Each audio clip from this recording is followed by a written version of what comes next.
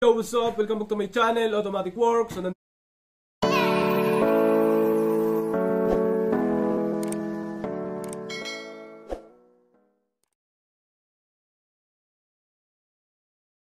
yo, what's up? Automatic. Yo, sir, may customer tayong Toyota Wigo 2017. Automatic transmission mga sir. Ang problema ng customer, namamatay daw bigla ang sasakyan. Pag tumatakbo, namamatay bigla. Tapos, aandar naman pag pinaandar. Tapos, nawawalan daw ng power. Naglo-low power. So, ang low power kasi, may low power sa makina, may low power sa transmission. So, kailangan malaman mo kung saan doon. So, hirap na daw paahunin, hirap daw patakbuhin ng maayos. Parang nabibilaukan yung sasakyan. So, pwede kasi yung pwedeng fuel pump, pwedeng ignition coil, pwedeng spark plug. So, doon iikot mga sir. Ngayon, ito troubleshoot natin. On natin susi. So, pinakauna, scan. Yan. Nakauna susi, scan natin kung anong fault code. Okay. Agya. Auto-detect nga natin kung papasok. Pasok. Ay, ayaw. Cancel. Toyota. Vehicle auto scan. Yan. Vehicle auto scan. Europe others. Agya. 1K RDE. Automatic transmission. Okay. Quick test. Yan. Tingnan natin. May fault code ka agad. Isa. May fault code siya mga sir. Ano yan? Ang fault code niya ay trouble codes, camshaft signal, camshaft angle sensor signal P0340. So pina-scan na daw nila to. Ganun din ang lumalabas. Pinagpalit na yung camshaft tapos crankshaft na sensor, pinagpalit, ganun pa rin lumabas. So ibig sabihin, kumbaga walang sira yung sensor. Pinagpalit na nila crankshaft tsaka cam kasi magkaparehas lang itsura. Wala naman problema yon. Okay lang yon. Ngayon, dito tayo. Dito sa sakyan, paandarin natin kasi hindi pa natin napaandar. Start tayo. 1, 2. So, sa starting niya, minsan meron siyang start na mabilis. Yan o. Ulit, start. So, saglit lang. Kanina, 4 na segundo, binilangan namin bago mandar. Magkakaroon kasi ito ng rough idling tsaka startability malfunction pagka ganito. Ngayon, i-revolution natin. Naka-check engine yan. Good idling. Naka-check engine. Andyan yung fault code. Apakan natin accelerator. Oh, wala. Bumalik na naman sa dati. Yan o. Pag inapakan, bago kumagat, matagal siyang magalit. Ngayon, to troubleshoot natin mga sir. Off natin to. May fault code tayo dito. Off natin. Puntahan natin sa harap. Ano sira? Dahil cam sensor yung tinuro niya mga sir, focus tayo dito. Yan yung cam sensor. Ito. Tapos yung sa ilalim yung crankshaft. Yun. Pinagpalit na nila yun yung crankshaft yun. Yan. Pinagpalit na yan. Nilagay dito. Ngayon, isa-isahin natin. Kasi cam lang naman ang lumabas, dito tayo. Pero bago kayo mag-check dito, dapat na-check nyo na rin yung fuse and relay. Tama, sir, no? Dapat na-check nyo yung fuse, relay. Yan, idiin nyo, baka kasi umangat lang. Tapos, yung wirings ng battery, basic muna, basic. Yan, no? Yung ground, baka hindi nakakapit. Yung positive, baka ganun din. Okay naman. Ayos, nakakapit naman. Dito tayo sa camshaft. Ito kasi gusto mo patakbuhin natin muna na naka low power para makita natin. Patakbuhin daw muna namin kasi yan ang gusto ko sa hinete ko eh. Papatakbuhin namin, naka-lock.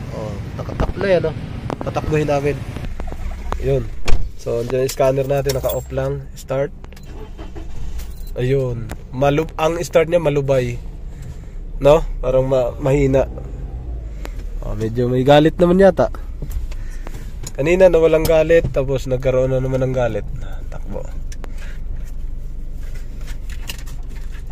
Sige, focus ka lang dyan. Ako nang bahala rito. Ayun na. Nasa Cityland kami. Yan, doon yung motor ko. Natakbo kami, drive. Ayan na.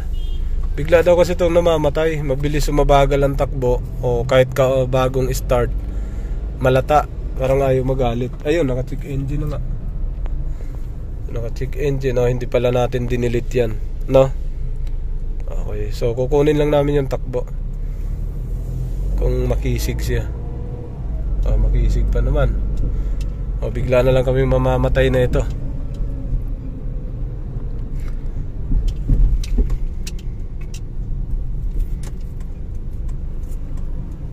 Katakot naman na pag ganito. Ang biglang mamamatay. Meron pa. Meron pa siya.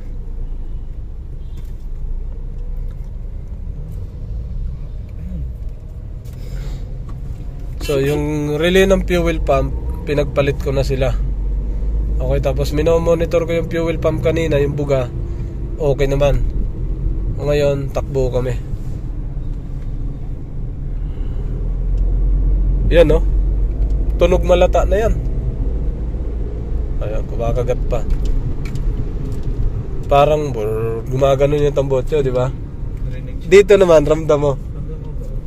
Medyo diin na siya, no? Yun, tama. May puwersa na yung apak. Kasi una, pagka kasi ganito, nagdadrive ka, yung makina hindi mo mapapakiramdaman yan. Kasi una, hindi mo maririnig yan. Siyempre, titingin ka na lang doon sa, sa kasalubong mo. Titingin ka sa nasa likod. Yun ang mga titingnan mo. Ngayon, pag nagdrive ka, para ma-observe mo ngayon, yung takbo na sasakyan mo, pakiramdaman mo yung buga ng tambotso mo. Kung anong nangyari, kung matining ba yung buga o magaspang. Diba? Yan, magaspang yan, malaki na masyado, matagal siya bago tumuto.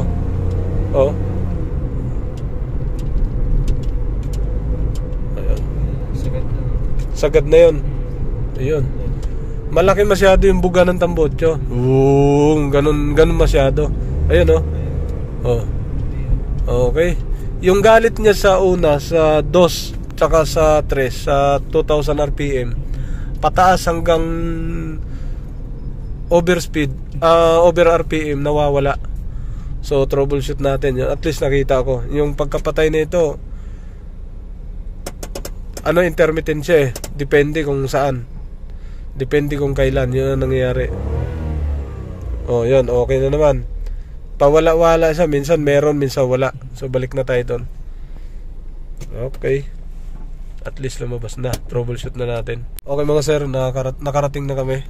So pinaparada ko muna. Yan na yun, parang hirap na nga siya kasi naka-incline dito, yan, pagka yan.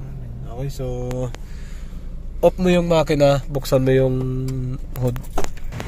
Yung mga sir, kaya ko siya pinatakbo. Kaya namin pinatakbo muna bago ko i-troubleshoot. Kasi pasulpot-sulpot yung trouble code.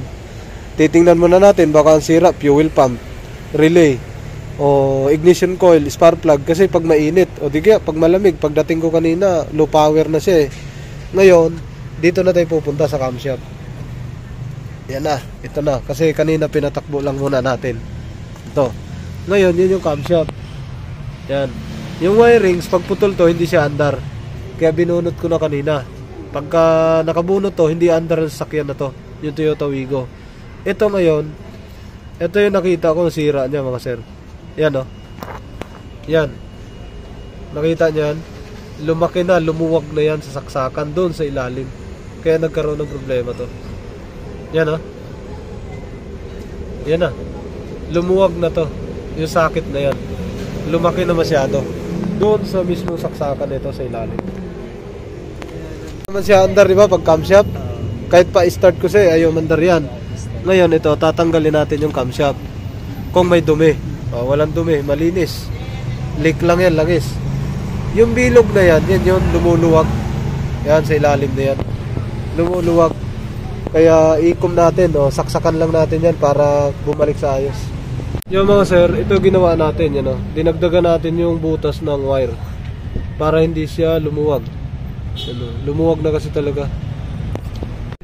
Yo mga sir, okay na. Nailagay na natin. Yan o. Ito na siya o. Yan.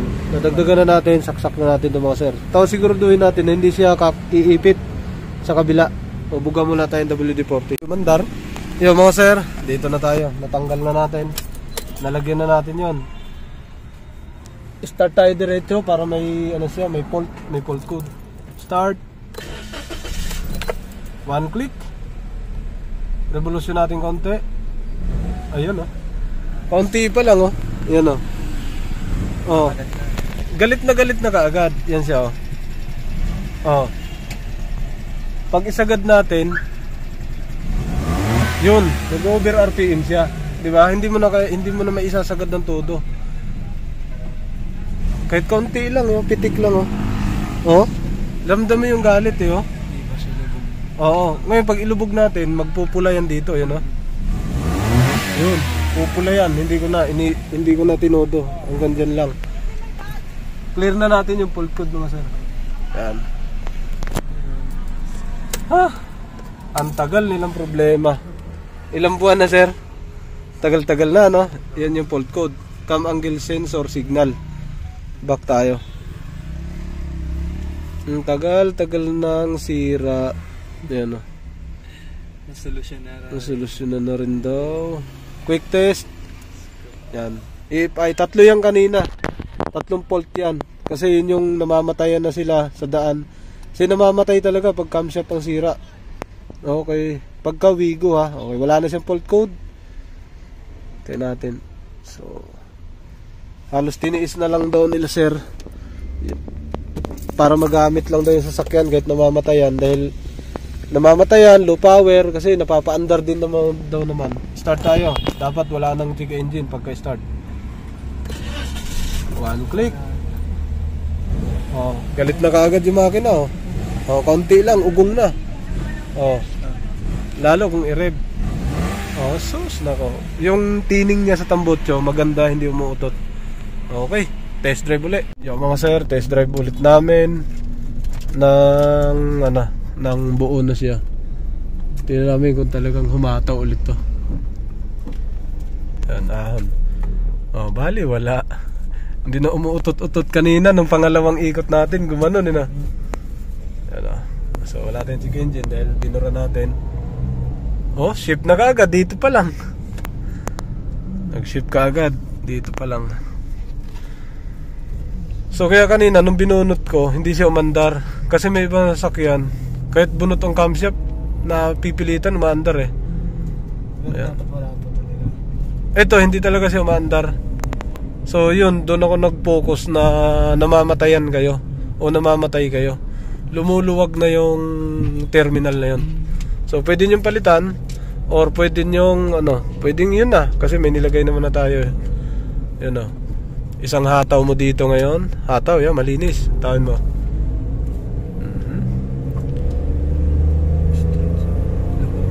Oh, bali wala. 3,000 pa lang, ha? Flooring ka na yan. Hindi pa. Hindi mo, naisagad mo na? Hindi pa. Okay na yan. Okay. Ramdam mo na siya kaagad.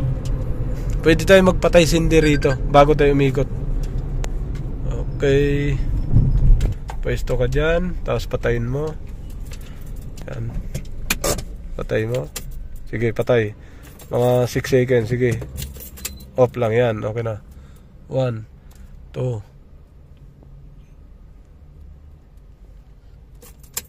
Okay, on. Start. Oh, 1 click. Ngayon, takbo ulit. Yan, magre-reset kasi ang pagsira. Yan, mararamdaman mo sa RPM.